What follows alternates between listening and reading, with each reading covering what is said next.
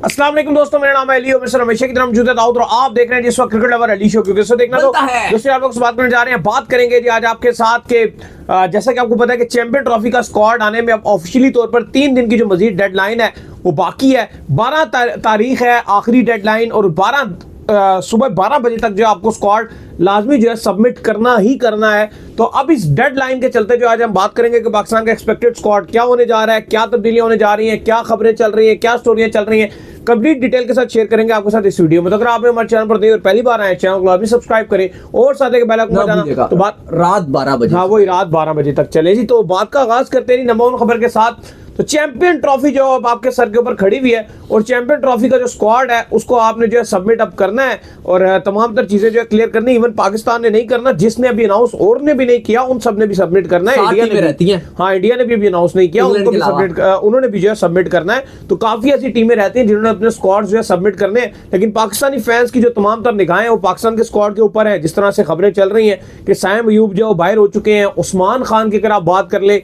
वो बाहर जा रहे हैं, अब्दुल्ला शफीक की अगर आप बात कर ले वो बाहर जा रहे हैं, फिर हार्ड हिटिंग के अंदर जो है वो कौन फ्राइज सर अंजाम देगा, स्पिनर को लेकर जो है बड़ा मसला बना हुआ है कि स्पिनर में कौन आएगा, ऑलराउंडर कैटेगरी के अंदर जो है कौन जगह बनाने में कामयाब होगा। इस सारे मुद्दे के ऊपर बात करते हैं। तो दाऊद साहब, चैंपियन ट्रॉफी आ चुकी है सर पर, आपके स्क्वाड अनाउंस होना है, 2 से 3 दिन की जो डेडलाइन बाकी है। क्या लगता है क्या तब्दीलियां होने जा रही हैं और क्या कहानी जो है चलने वाली है?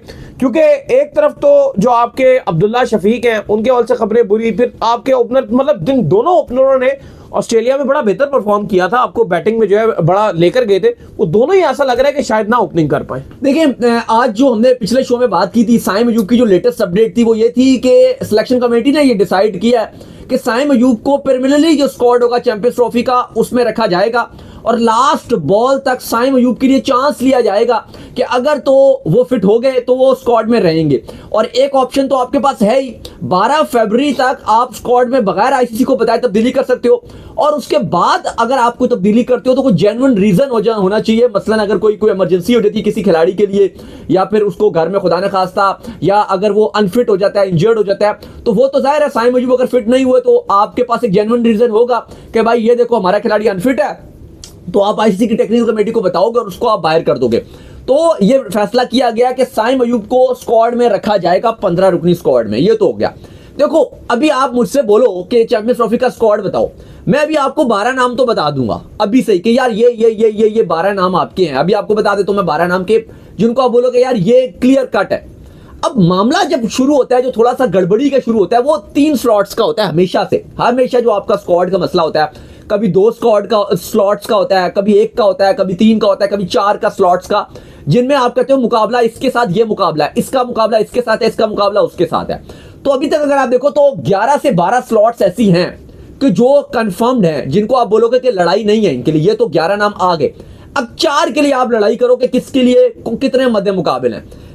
पहले जो आसान मामलात हैं उनकी तरफ आते हैं कि वो कौन से मामलात हैं जो जिनके मामले खाते बिल्कुल क्लियर हैं, जो आपके चैंपियंस ट्रॉफी के स्क्वाड में आ रहे हैं। क्योंकि देखो अभी इफ्तिखार के हवाले से भी हम बात कर रहे थे, इफ्तिखार के लिए भी चीजें इतनी आसान नहीं है। मैं भी समझता हूं, ये भी एग्री कर रहे हैं मेरी बात से कि इफ्तिखार को स्क्वाड में होना चाहिए था चैंपियंस ट्रॉफी के ओडीआई में, लेकिन जो खबरें आ रही हैं उनके लिए उनका मुकाबला एक्चुअली में जो 2 स्लॉट्स हैं, बिलखुसूस तैयब ताहिर, इरफान खान, एक तैयब ताहिर, इन दोनों से इनका मसला पड़ा हुआ। और एक और जिससे सबसे बड़ा इशू आ रहा है, 2 ने आने हैं, वो ये इशू आ रहा है कि भी जिससे पता ही है कि यार मतलब इस तरह से उनके इफ्तिखार का भी कोई रिसेंट को बहुत अच्छी परफॉर्मेंस भी आई, इनकी भी कोई परफॉर्मेंस नहीं है ना। बट इफ्तिखार का भी अभी मीडिया में सारा नेगेटिविटी भी चली है उनको लेकर, उनकी कंट्रोवर्सी भी फिलहाल। चलो वो ठीक है, अभी आप उसको छोड़ो। एक और बड़ी अहम चीज आपको बता दें कि जो हमें फेसबुक पर देखते थे, या हम अब फेसबुक के ऊपर वीडियोस नहीं डाल रहे हैं, यूट्यूब के ऊपर अपनी सारी वीडियोस पोस्ट कर रहे हैं। तो आप हमें यूट्यूब पर जो है जल्दी से फॉलो कर लें। फेसबुक से हमारा कोई इशू चल रहा है पेज का, वो जब तक रिजॉल्व नहीं होता तो हमें यूट्यूब पर लाजमी फॉलो करें आप। हाँ बिल्कुल, आप हमें फेसबुक पे हम बहुत ही कम वीडियोस अपलोड होती हैं। अब अली साहब इंपॉर्टेंट ये है कि इफ्तिखार की आप बात करते हो कि उनके ये है फलाना, या उनकी फॉर्म नहीं है, या कुछ उन्होंने किया नहीं, तो फिर आप ये भी बोलते हो कि यार इरफान खान न्याजी ने कौन से पहाड़ कूट लिया, या चैंपियंस ट्रॉफी में आपको एक ऐसा प्लेयर चाहिए होगा जो प्रेशर अब्सॉर्ब कर सके। तो ना तैयब ताहिर ने उस नंबर पे आके कुछ बहुत कुछ किया है, ना कुछ ऐसा एक्सपीरियंस है उनके पास, ना इरफान खान न्याजी। तो अगर आपको एक्सपीरियंस बंदा चाहिए जो बॉल भी डाल ले और इंपॉर्टेंट बैटिंग भी करके दिखाए, तो अब अंधों में काने राजे वाली बात करोगे आप, तो मैं समझता हूं कि इफ्तिखार ही है। अगर मेरे पास इरफान खान नियाजी हो, मेरे पास तैयब ताहिर हो और मेरे पास इफ्तिखार, और मुझे कहा जाए कि एक को 11 में खिलाना है, तो मैं इफ्तिखार को 11 में खिलाऊंगा इन दो के ऊपर। हाँ, कोई मेरे पास अच्छा ऑप्शन होगा तो मैं उसको यूज कर लूंगा, लेकिन अगर कोई मुझे 3 ही चॉइस देगा तो मैं नियाजी से ऊपर इफ्तिखार को रखूंगा, मैं तैयब ताहिर से ऊपर उस स्लॉट पे जो, क्योंकि देखो तैयब ताहिर भी अगर आप डोमेस्टिक में देखो वो 4-5 पे खेलते हैं, यहां पे आपने उनको फिनिशर का रोल देना है ना, ये तैयब ताहिर का डिपार्टमेंट है। नियाजी भी कुछ खास इस तरह से नहीं कर पाते। हाँ, इफ्तिखार का ये नंबर ही है कि वो फिनिशिंग कर रहे होते हैं और उन्होंने पास में भी अच्छी बैटिंग करके दिया। बहरहाल जो फखर जमान है वो स्क्वाड के अंदर एंट्री मार रहे हैं। अब इसी तरह आपके बॉलिंग में भी मुकाबला चलेगा। अब सुफियान मुकीम है, उन्होंने बॉलिंग अच्छी किया T20 में, ओडीआई में उनकी नरम गरम परफॉर्मेंसेज हैं, लेकिन उनका मुकाबला शादाब खान के साथ है। शादाब भी आपको आज देते हैं कि वो बैटिंग आपको करके दे देते हैं, थोड़ी सी आपकी टेल लंबी हो जाती है। बॉलिंग पे शादाब की सवालिया निशान जरूर है, लेकिन फिलहाल कहा जा रहा है बड़ी उन्होंने प्रैक्टिस वगैरह किया सकलैन मुश्ताक के साथ और कोचेस के साथ लगातार प्रैक्टिस करते जा रहे हैं, अपनी बॉलिंग पे काम कर रहे हैं। अभी कोई किसी किस्म की खास परफॉर्मेंसेज नहीं है। इवन ये शादाब वगैरह को, इन सबको हमने जब टीम से निकाला है तो हमारी टीम जो है काफी बेहतरी की तरफ भी आ गई। बट फिर क्वेश्चन वो ये आ जाता है कि जिस तरीके से आपके पास जो उस्मान खान मौजूद थे, फिर उनको जब आप देखते हैं तो फिर आप कहते हैं कि यार चले किसी और प्लेयर की तरफ जो हम जाते हैं। उस्मान खान नियाजी तो वो सॉरी उस्मान खान जो है आपके, वो तो है ही नहीं अभी, वो तो आपके T20 स्क्वाड में थे। आपने साउथ अफ्रीका में उनको ओडीआई के स्क्वाड में रखा जरूर था, कहीं ना कहीं देखो विकेट कीपर के तौर पे नाम आपके स्क्वाड से निकल वो नहीं है। उस्मान खान T20 खेलते हैं, ओडीआई में रखा जरूर, लेकिन वो नहीं है। आपके स्क्वाड से तो नाम निकल ही जा रहे हैं। उस्मान खान भी निकल गया, आपके पास जो है अब्दुल्ला शफीक भी निकल गया, फिर आपके पास जो है आप कह लें कि सैम अयूब का भी खतरा बना हुआ है, काफी सारे नाम निकल रहे हैं आपके। अच्छा, अब आप सुने जो आपको जो नाम आप बोलोगे ना कि आज आपके नाम तकरीबन लगभग कंफर्म आपके जो खिलाड़ियों के जिनके नाम है, रिजवान कप्तान वो तो कंफर्म है, एक आपके हो गए,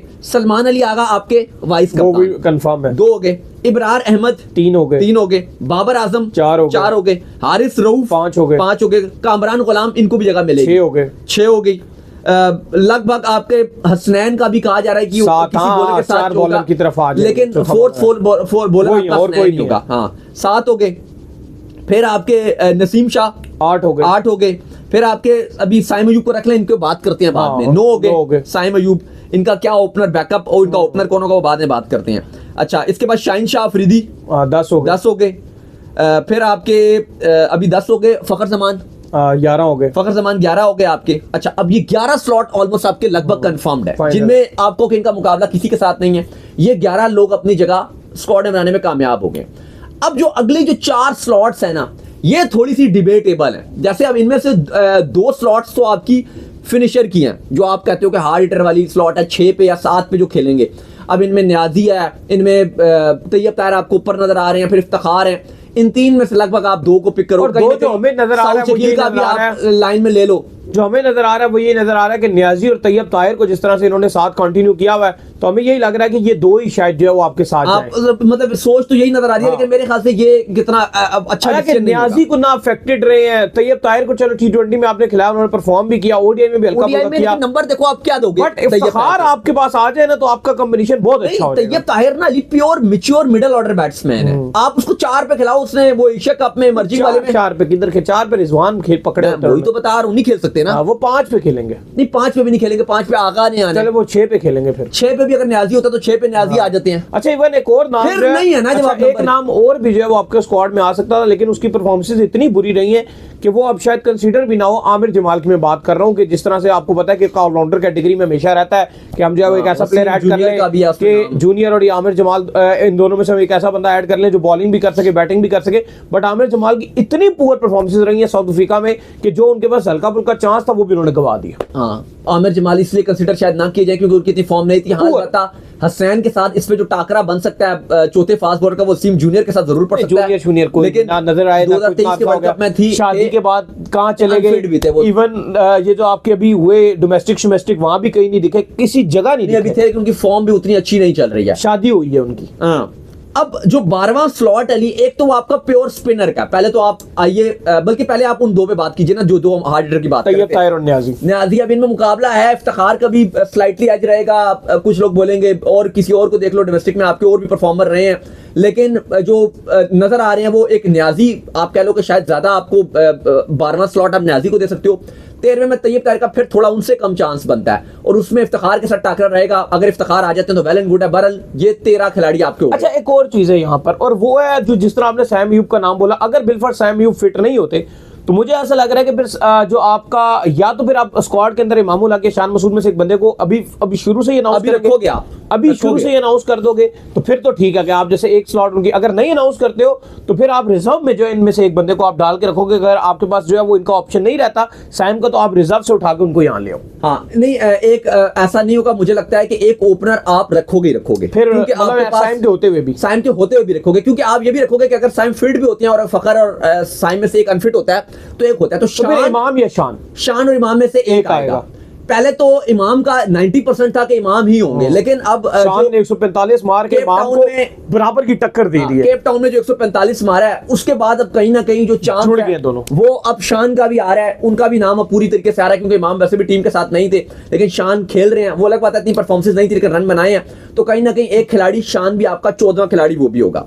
तो अब आपका एक जो स्लॉट है वो आपका यकीन तौर पर स्पिनर होगा। अब वो शादाब और सुफियान मुकीम में से मुझे लगता है कि मुकाबला टफ रहेगा, क्योंकि शादाब के पास एक्सपीरियंस है चैंपियंस ट्रॉफी का, उस लिहाज से शादाब का चांस स्लाइटली थोड़ा सा ज्यादा है। इवन उनकी खबरें भी हैं कि उनके साथ बातचीत की गई है सिलेक्शन कमेटी की तरफ से, तो शादाब के चांस बहुत ज्यादा है कि वो चैंपियंस ट्रॉफी के स्क्वाड में आ सकते हैं। सुफियान ने T20 में किया, ओडीआई में इतनी उनकी कोई परफॉर्मेंस नहीं थी। साउथ अफ्रीका के अगेंस्ट मार भी जिस तरह से पड़ी है ना, वो उसमें बड़ा इंपैक्ट डाला। हाँ, वो थोड़ा सा उनके लिए बैड पैच है, थोड़ा सा बुरा आया। खैर, आपको मैं दोबारा स्क्वाड पढ़ के बताता हूं जो पाकिस्तान का चैंपियंस ट्रॉफी का पॉसिबल स्क्वाड रहेगा, और जो विकेट कीपर है वो पॉसिबल है कि रिजर्व में डालेंगे, क्योंकि आपको पता ही है कि रिजवान अपने होते हुए किसी भी विकेट कीपर को चलो ठीक है कैरी नहीं करता। ठीक है, क्योंकि 15 में ना आपके पास ऑप्शन बहुत कम होता है। आप बड़ा सोच के प्लेयर चूज करते हो कि यार 4 फास्ट बॉलर हो गए, तो अब ऐसी बात नहीं है कि फास्ट बॉलर कोई अच्छा 5वां बुरा होगा, शायद 5वां फास्ट बॉलर बहुत अच्छा हो, लेकिन अब आप चूंकि आपको 4 ही फास्ट बॉलर चाहिए, आगे आप बोलोगे कि भाई मुझे ओपनर का भी तो बैकअप चाहिए ना एक, तो अब आपको मजबूरी तौर पे थर्ड ओपनर डालना पड़ेगा। शायद ओपनर इतना अच्छा नहीं होगा,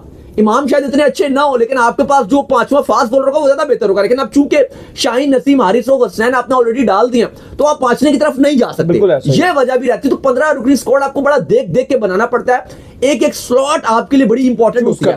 बायोलेटर सीरीज नहीं है कि 17 भी डाल दो, 18 भी डाल दो। तो जो बैकअप विकेट कीपर है, जब उसको खिलाना ही नहीं है भाई, तो बेहतर ये कि आप रिजर्व में डालो कि अगर कोई इशू हो तो फिर आप वो ले लो, तो वो आपको जरूरत है भी नहीं, और अभी इस तरह का कोई विकेट कीपर है भी नहीं आपके पास। तो आपका जो स्क्वाड है वो कुछ इस तरह से बन रहा है। मोहम्मद रिजवान कप्तान, आपके सलमान अली आगा वाइस कप्तान, इब्रार अहमद, बाबर आजम, हारिस रऊफ, कामरान गुलाम, हसनैन, नसीम शाह, साइम अयूब, फखर जमान, शाहीन शाह अफरीदी। फिर आपके पास जो डिबेटेबल स्लॉट्स हैं जिसपे हमने बात की है कि एक आपके जो 2 हो गए, इरफान खान न्याजी और तैयब ताहिर, अब इनमें से किसी एक इफ्तिखार आ सकते हैं, वो एक सवाल है। 13 स्लॉट्स हो गए, एक 14वां का ओपनर होगा, पॉसिबल है कि शान मसूद या फिर इमामुल हक ये होगा, और 15वां जो स्लॉट है वो आपका फिर शादाब, जो कभी इम्कान नजर आ रहे हैं कि वो इस टीम में जगह बनाने में कामयाब रहेंगे। तो ये पाकिस्तान का 15 रुकनी चैंपियंस ट्रॉफी का स्क्वाड नजर आ रहा है, जो आपकी सिलेक्शन कमेटी 2 से 3 दिन के अंदर हमने आपको पूल बता दिया 11 तारीख को। इस पूल से जो है बाहर जाती हुई कोई चीज हमें तो फिलहाल नहीं दिख रही है, ना ही कोई ऐसा प्लेयर नजर आया कि जिसने जो है वो आके किसी टूर्नामेंट में आग लगा दी हो, या पता नहीं कोई बहुत बेहतर जो है वो खेल दिया हो। बस सारे प्लेयर जो है कोई ऐसा कोई टूर्नामेंट भी नहीं हो रहा ना कि आप बोलो कि आपके एकदम से कोई एक्स्ट्रा परफॉर्मेंस कोई दिखा के टीम में जगह बना ले, ऐसा भी कुछ नहीं हो रहा। अलबत्ता दाऊद एक बॉलर बड़ा उभर रहा है पाकिस्तान का, और वो आने वाले वक्तों में बड़ा जबरदस्त जो है पाकिस्तान को परफॉर्म करेगा। T20 हो, मेरा नाम है T20 हो, अभी काज़म ट्रॉफी के अंदर भी पंजे मार रहा है। इवन मैं चाहता हूँ इस चैंपियन ट्रॉफी के बाद ना उसको हल्की सी इंटरनेशनल में एंट्री दे दें आप, मैं ये चाहता हूं। आप T20 में उसको चांस दे सकते हो। नहीं, वो फ्यूचर स्टार है, उसके लिए इयन बिशप बड़ी तारीफ करते हैं, वो बड़ा T20 में नहीं भी देना ना, किसी लॉन्ग फॉर्मेट में बेशक आप दे दे, विकेटें ले। अच्छा, लेकिन अगर आप मुझसे पर्सनली पूछती हो, बिल्कुल आप ठीक कह रहे हैं अली रजा, वो एक फ्यूचर स्टार है। जैसे नहीं ऑस्ट्रेलिया एकदम अपने ला रहा है, लेकिन यंगस्टर ले आए। लेकिन अभी जो चैंपियंस ट्रॉफी के स्क्वाड में अगर आप मुझसे पूछोगे ना कि आपका 4th फास्ट बॉलर कौन होगा फिलहाल अभी जो करंट हालत है, तो मैं हसनैन की जगह मोहम्मद अली को रखूंगा। हाँ, वो होते तो ज्यादा बेहतर। ओडीआई में जिस तरह से वो बॉलिंग कर रहा है, T20 में जिस तरह से बॉलिंग कर रहा है, अभी आपका T20 का हसनैन का ना पाकिस्तान के अंदर इतना खास रोल नहीं। ऑस्ट्रेलिया होता हसनैन 100% होता। हाँ, क्योंकि अभी आपका जो चैंपियंस कप खत्म हुआ है, इसका प्लेयर ऑफ द टूर्नामेंट का अवार्ड बेस्ट बॉलर का अवार्ड वो आपके मोहम्मद अली को मिला था। क्योंकि मुझे लगता है कि अगर आपने डोमेस्टिक को इज्जत देनी है, इसलिए भी इंपॉर्टेंट है कि नसीम शाह की खास फॉर्म नहीं है, ये बात आप याद रखें कि पॉसिबल तौर पर हो सकता है कि अगर ये एक और बात मेरी नोट कर लें, अगर इंडिया ने नसीम शाह को फोड़ा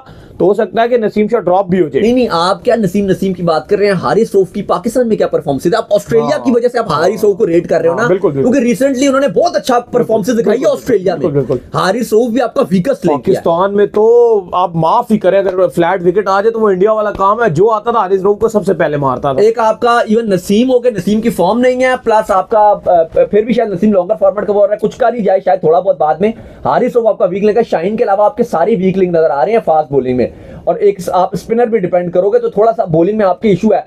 मोहम्मद अली एक ऐसा बॉलर है जो आप बोलते हो कि डोमेस्टिक को इज्जत देनी है आपने, तो मोहम्मद अली एक ऐसा बॉलर है जो आपके डोमेस्टिक का बेस्ट बॉलर रहा था। हम ये एक्सपेक्ट भी करते हैं कि जब वो आए वो आकर परफॉर्म भी करे मोहम्मद अली, अंडर लाइट्स वो बहुत अच्छा बॉलर है। मैं तो फोर्थ बॉलर में हसैन की जगह मोहम्मद अली को रखूंगा, लेकिन फिलहाल ये होता हुआ नजर नहीं आ रहा। तो उम्मीद करते हैं आज हमारे शो आपका वीडियो को लाइक कीजिए, हमारे चैनल को सब्सक्राइब कीजिए, साथ ही बेल आइकन बजाइए, एक और काम कर लीजिए और वो ये कर लीजिए इंस्टाग्राम पर आप जाइए फॉलो कीजिए। इंस्टाग्राम पे मुझे फॉलो कर लीजिए, वहां पे मैं मौजूद हूं, दाऊद क्रिकेट के नेम से। अगर आपको कोई सवाल हो तो भेजिएगा, उनको भी फॉलो कीजिए। मुझे फॉलो कीजिए, मौजूद क्रिकेट लेवल अली ऑफिशियल के नाम से, लिंक डिस्क्रिप्शन में मौजूद है, जाइए फॉलो कीजिए। नेक्स्ट वीडियो तब तक अल्लाह हाफिज़। बाय, अल्लाह हाफिज़।